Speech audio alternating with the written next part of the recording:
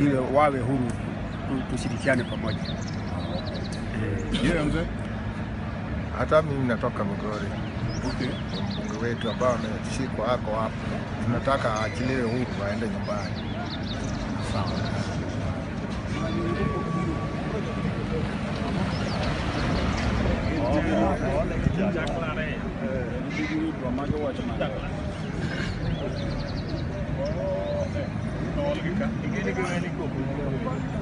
Mjambo, mbona umefika mapema hivi? Tumefika, tuna hamu ya kuwa na freedom.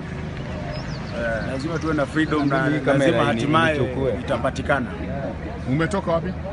Tumetoka Migori, Suna East Constituency, ambapo tumekuja kuwa pamoja na mbunge wetu ambaye ni Junet Mohamed.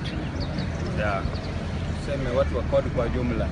Matarajio yenu ni yapi? Matarajio yetu ni kwamba mbunge wetu awe huru, sababu hamna, tuoni sababu ya kumweka ndani. Sababu zenyewe kabisa hatuzioni. Kwa hiyo tunaona kwamba mbunge wetu lazima awekwe huru.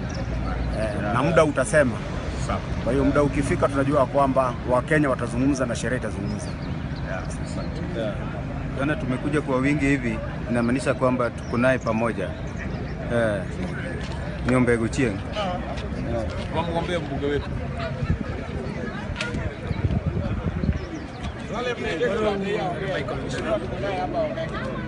Tunataka tumusimamie peke yake. Sasa ongea kidogo. Meabika. Yeah. Swale.